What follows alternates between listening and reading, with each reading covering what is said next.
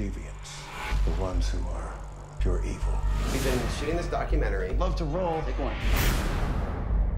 100 yards beneath the surface of the Earth exists a metropolis that mirrors ours in very many respects.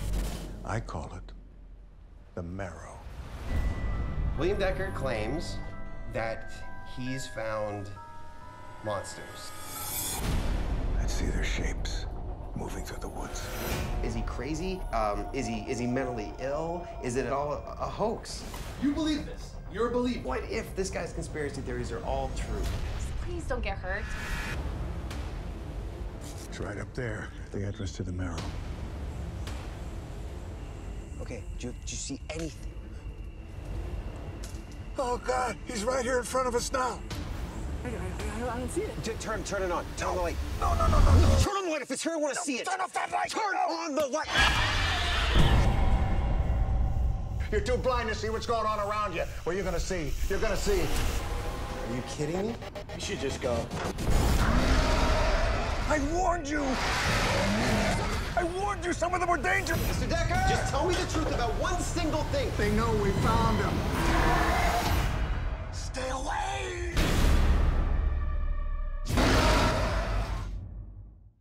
Games, Brains, and Head-Banging Life, a horror review time. And we are checking out 2014's found footage horror movie or documentary, perhaps if you want to see it that way, Digging Up the Marrow. Written and directed by Adam Green of massive films like Hatchet and things, and Frozen, stuff like that. Not that Frozen.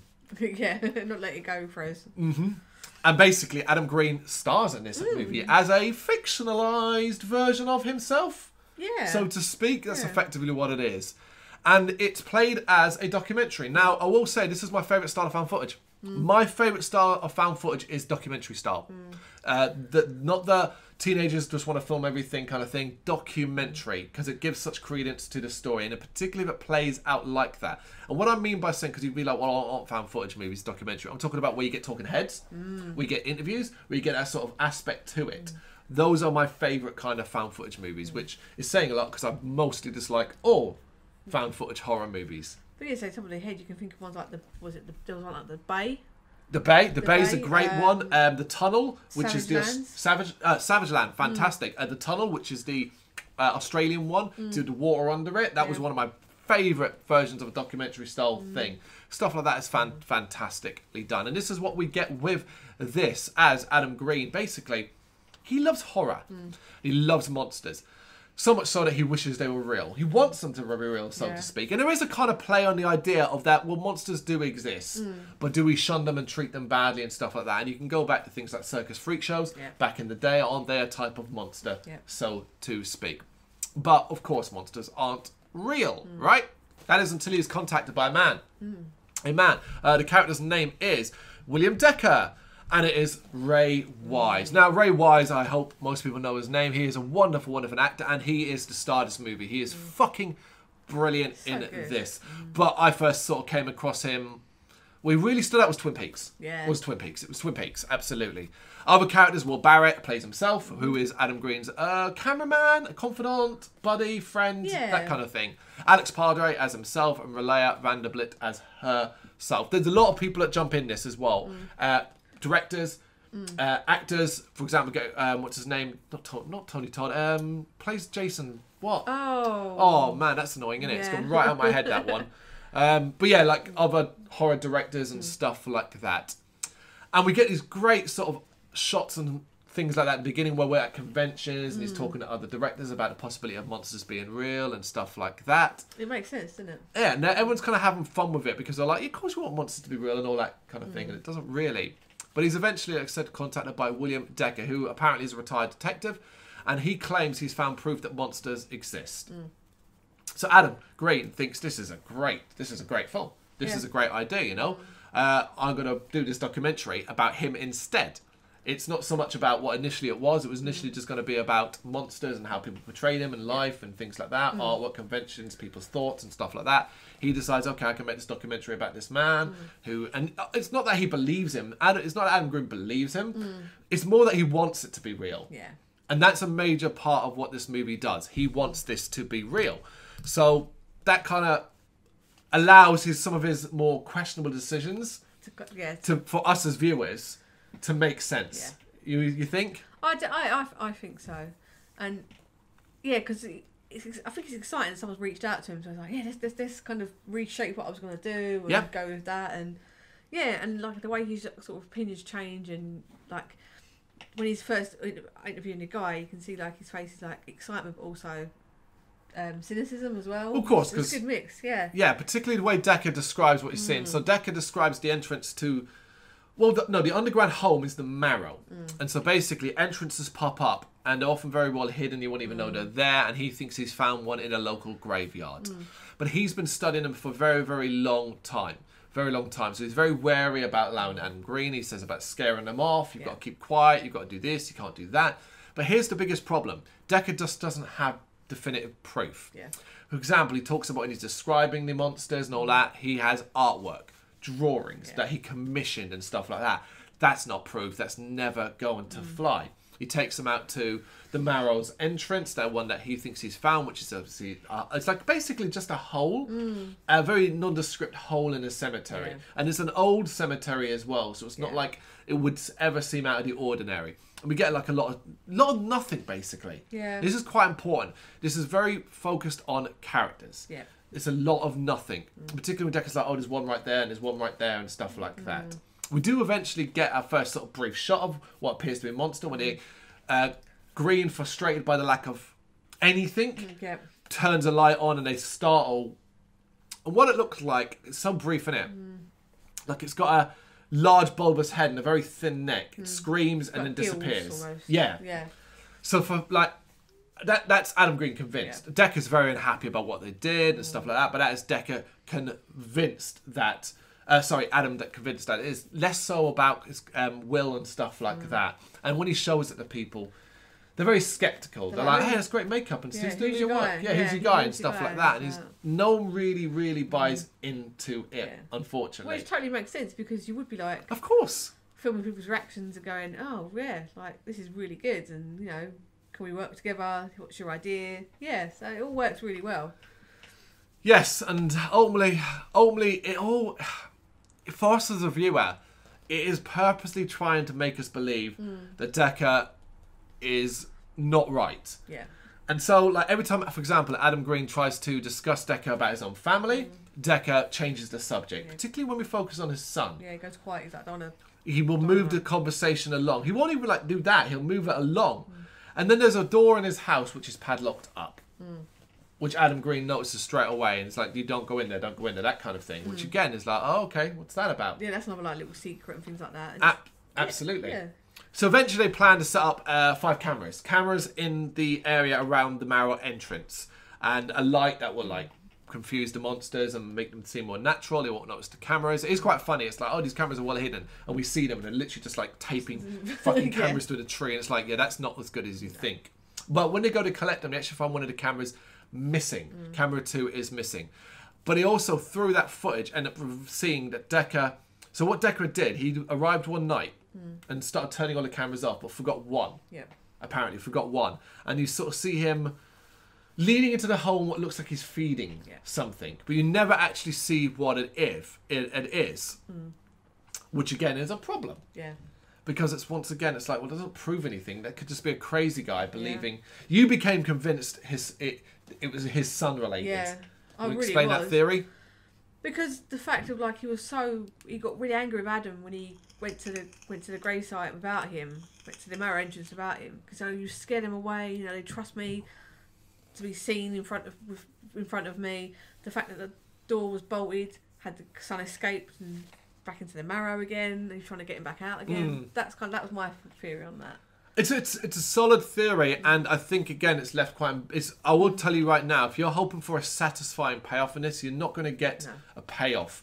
It is incredibly ambiguous. Yep. With just enough, I feel. For me, the strength of this movie lies in how it allows your imagination to run fucking wild. Yeah. And that's what I love about this film.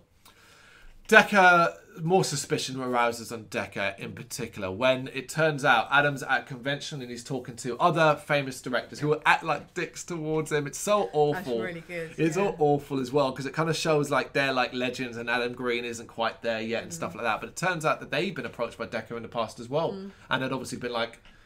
And then they mock Adam for like being involved with him. Yes. Oh, you believed it. You went through all of it. Yeah, you idiot. Yeah, basically. Adam Green is obviously very worried now and generally going to think he's being made a fool out of. So he goes behind Decker's back to find out more about his past, particularly do with the police department. Guess what? No one knows about him. No one knows him. No one knows he exists. If he ever worked there, they talk to someone who's been there a long time. If he ever worked there, he doesn't know him. When he does eventually confront Decker about this as well, Decker says he was a PI, a private investigator. That is very different to a police officer. You wouldn't have your name on the books. Again, it's like, okay. And basically, Adam Green, he doesn't believe it anymore. No. He doesn't believe it anymore until they end up at the Marrow and they get attacked. They get attacked by monsters. And we actually get some shots. Yeah, it's quite good. Quite well done as well. Yeah, they get chased into the car by one. And then as they're driving off, one of the other ones that Decker described, which has like a hood on. So it reveals itself in front of the car and then runs and jumps on top of it. They end up driving off and stuff like that. Obviously, back at Decker's house, Decker is... Basically, Decker's constantly unhappy about we've disturbed them, they're going to leave, I'm not going to be able to find them again, and all these sort of stuff. He is constantly desperate to not lose these. And I thought it was more like he sees these as his children. That his son might have died at a young age, and he's been alone and stuff like that, and he sees these as his children. He wants to almost be part of this acceptance. Maybe he sees himself as a kindred spirit to them, but because of he looks like he does, they will never accept him and stuff. That's how I kind of that's what I kind of took from it. I think that's a kind of a credit to Ray Wise's acting. Absolutely. Because at first, when you see Adam Green's kind of not trying to smile when Decker's saying stuff, to kind of like to what he kind of comes to, right? You still don't know anything about Decker. Yeah. Like you don't know anything about him, which is kind of good because neither does Green. Like it's a mystery all round. Yeah. Which I still think's really good, and they never make Decker sound like a complete lunatic, raving lunatic. Yeah. Like kind of, and he's so convinced that it's real. Yeah, I he's a convincing man. Yeah. He's a convincing man. So much so that he convinces Adam Green and Will to look. Come back in the morning, we'll deal with this, we'll do it and so on, that kind of thing. So they agree to leave and come back in the morning. But when they come back in the morning, they find the house... Oh, well, first they come back and he's not answering the door. Yeah. So they speak to a neighbour who tells them that no one lives there. No one's lived there for a year, I think they say. So, okay, that's odd. They end up opening the door and getting in and finding it basically abandoned. Decker has run off. He has taken everything and run off. But most importantly, the room with the chain is open. So they go in there and they find chains on the wall and like excrement around and stuff like that. Now, what did you take from that? Because this is what I'm saying about how you've got to just make up your own mind. What did you take from that? I thought that was... I'm not sure whether he captured one and kept it downstairs or if it was his son. Again, back to the son, like his son was a monster. One of the two, right? It's one of those two. So I agree. I think it's one of the two. I think he either had a monster down there and either believed it was his son or something like that, which is why the monsters were there. The entrance to the Marrow was there. They were always looking for their lost whatever. I mean, he kept it chained up in the bottom. That's one theory. Yeah. The other is that his son was a monster and he was worried his son was going to go join the others at the Marrow. Yeah. And so that's why he left it. And that basically ends Adam Green's documentary because it's a dead end. He goes back, finds the Marrow hole completely filled in. Yep. So there's no way of doing that. There's nothing there. It's filled in. It's done. It's over and so on. So he basically carries on with his life. He carries on with his life until we get the ending. I love this ending. Yeah. Remember there was a missing camera? Camera number 2. Well, we're now going to see what that camera picked up. So we cut back to Adam, who's basically... I guess almost like the final part of his documentary. He's very shook up, very like not happy about what's on this camera, and we're going to see that footage. And the very first section of it is in some dark, dingy tunnels. You can hear dripping water and so on. The camera spins around, and you get the briefest fucking flash. And this is what talk about imagination of doors, gates. Yeah, it's really cool. And you're like, whoa. But the major focus is a cage of where a naked man is inside. And it's William Decker, who is pleading and begging and saying that monsters don't exist. I swear that monsters don't exist, and so on. Effectively, they've captured him, and they're trying to, like, you will tell it, you will tell everyone that we don't exist, that kind of thing. This footage will get out there, sort of thing. It's not very convincing because you'll be like, fucking clearly does. Yeah. But this, I love this. I love this because of the gates. I mean, that set even now, I'm like, I just picture subterranean necropolises, cities, streets, and I think mine was even further before that. It was just a hole, like looking into it, just trying to strain your eyes. That was even more like, wow, what is down there? And the second part of footage starts outside Adam Green's home as we see the camera being carried into his home. Whatever's carrying it has a weird gait, a weird walk, breathing oddly. And it kind of looks around his house and goes into the bedroom where he's sleeping with his wife. The camera gets very close up to his face. We kind of see a hand as well. Did it touch him? I think it touches his face or hair or something. And then it kind of emits a noise, which kind of like wakes them both up, and the camera drops. Yeah. And that's it. And that's it. And that is a warning. That I took as a fucking warning. Yeah. We know where you live. Yeah. We came in. We're going to let you see this. And that's it. This is what we did to Decker. Yeah. We came to, like, we're not, like, it's interesting, well, because it's like, it's them saying, you know, when we're not going to do anything, we're giving you a warning here. Stay away. Leave us alone, that kind of thing. Yeah. I love it. I love it. I think it's incredibly different, so different to any kind of idea. I thoroughly enjoy it. I just think, so Adam Green seems really likeable. It makes sense, and say that he would use connections, you know, he's well known, and it came across on the right side of, I can't think of the word. So there's obviously, like, there's fans at conventions that they're shown and stuff. There's not too much of that for it to be like, oh, it's just a vanity project. It's kind of like, it's a good story around that. I really enjoyed it. And Ray Wise was just great. Like, he just played it so well, because it could have been like, oh, he's a raving lunatic. Why would people believe him and film him? It's like, no, there's something about his character they're drawn to and go, oh, he's very, very easy to be drawn to. What's really interesting, I'm going to read you this segment, which is about how this film even came about. So this initial concept for this film came from fan mail sent by Alex Padre, and he purported to tell the true history of the character Green had created, Victor Crowley. Green was taken with the mail and wanted to interview the author, but he could not interest anyone else in the project, as they were worried that the fan could turn out to be unbalanced. The project further coalesced when Green met Padre at a convention. Padre, who was an artist, shared his story Digging Up the Marrow, in which an artist is commissioned to paint perfectly real monsters. Green then combined the two ideas. Casting for Decker was difficult for the filmmakers because they were not sure whether they should use an unknown or a famous actor. Ultimately, they decided it would be too distracting for audiences to suddenly be taken out of the film when real monsters were introduced. As a result, Ray Wise was cast, so it would be obvious from the start that the film was not an attempted hoax. Very clever. It's important to go, look, here's an actual actor. We are doing a movie. Yeah. Although Wise's casting was initially controversial among people to whom Green showed a work print, it came around his point of view when he explained the reasoning. Of casting himself, Green said that it grounded the film and made the events seem more real. I agree with that. Oh, definitely. I agree with that. While writing the script, Green wanted to make sure that the in-jokes did not impact the enjoyment of general audiences unfamiliar with his work, and Green said that there were more added bonuses for those who noticed him. That's good. And basically, production took like 4 years, including basically whenever he had free time between his projects, which if you see in the film does work because the gaps in the documentary are massive, as well. But he also suffered major setbacks, including the friend of his Dave Brocky and his divorce from his wife, who actually is in the film, with both events causing him to question the project, and he was tempted to remove their scenes initially. In both cases, he was convinced not to. So Dave Brocky is the guy from Gwar, isn't he? Yeah, that's right. Yeah, Dave Brocky is Gwar frontman who appears a couple of times into it, talking about monsters and stuff like that. Obviously, he tried to keep it hidden. It's not documented. It went under the radar. It's probably a negative, unfortunately, for him, because he wanted to keep it so quiet, no hype, and unwanted attention. There was no real promotion around it either. Opening interviews were unscripted, obviously. Yeah. That much was clear. Actors were never given a full script either, and had to work with their own lines. Nice. Yes. I like the idea of that. Yes, it's quite. I think more people should see it. I definitely think more people should see it. I think if you're tired and border found footage and stuff like that. Films like this are where you go, okay, there's still ideas out there. There's still interesting ideas. I don't think it's for everybody. I think a lot of people Want more. will want a bit more action. Will want a bit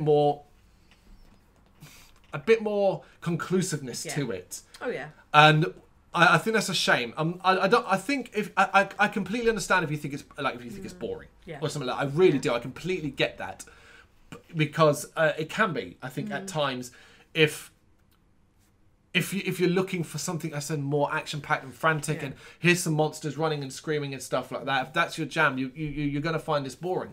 I find it a thrill ride, but that partially because of performances. I can happily watch Adam Green and Ray Wise talk about monsters for 5 and 10 minutes long at a period. Yeah, that's the thing. I get that. Yeah, I enjoy their back and forth, and also I think that labour of love it was for Green. I think I'd like to give it a go. So at least he didn't like have some sort of like breakdown, because it's like a lot to go through, like working on other films, doing this, a friend dying, divorce. It's all kind of like tick boxes for things that are going to cause you some major stress. It's the kind of thing that if I ever had the opportunity to be at a convention and Adam Green was there, I'd want to be talking to him about this, not Hatchet. I've not seen Hatchet yet.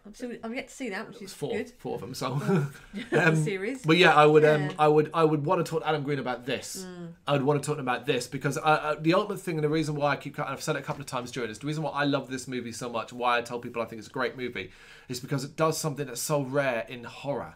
It goes to you, look, we're really not going to show you much. Let your imagination fill in the blanks, and what it is up to you. I really fucking like that. That's great horror.